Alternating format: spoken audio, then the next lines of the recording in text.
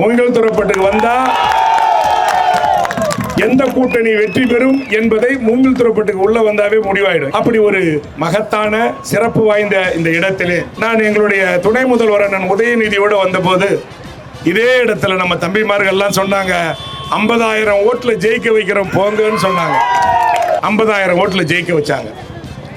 எனக்கு வெற்றி வாய்ப்பளித்த இந்த மண்ணிலிருந்து நானும் 4-5 வாக்குறுதிகள் கொடுத்திருந்தேன்.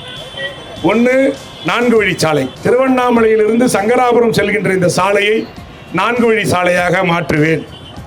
அதேபோல் மூங்கில் துறப்பட்டு சர்க்கரை ஆலையில் கரித்தூள் பிரச்சனையை நீக்குவேன். கோ ஜெனரேஷன் ஆப்ரேட் ஆகும் என்று தேர்தல் நேரத்தில் நாம் என்னென்ன வாக்குறுதிகளை சொன்னோமோ அத்தனை வாக்குறுதிகளையும் 100க்கு 100% நிறைவேற்றியிருக்கிறோம்.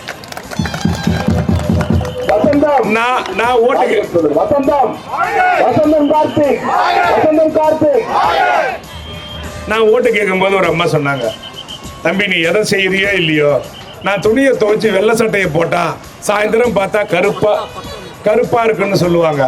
அவங்க சொன்னதனுடைய அர்த்தம் அப்ப கூட எனக்கு புரியல. வெற்றி பெற்று வந்து பார்த்த பொழுது இது மூங்கில் துறப்பட்டும் இல்லை, அதை சுற்றி இருக்கிற ஒரு 6-7 கிராமங்களில் இந்த கரித்தூள் பிரச்சனை இருந்துச்சு. முக்கியமான பிரச்சனையை தமிழ்நாட்டினுடைய முதலமைச்சர், பொறுப்பு அமைச்சர் ஏவா வேலு இருவரும் சேர்ந்து இந்த கரித்தூள் பிரச்சனையை முழுமையாக நீக்கி இருக்கின்றார்கள்.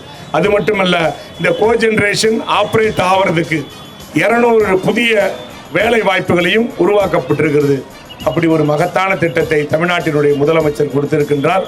அது மட்டுமல்ல, ஆட்சி முடிஞ்சு மே 4ஆம் தேதி திமுக கூட்டணி ஆட்சி அமைக்கும்.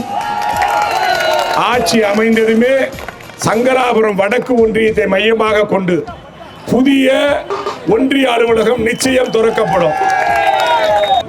மூங்கில் துறப்பட்டு நிச்சயம் பேரூராட்சியாக அறிவிக்கப்படும்.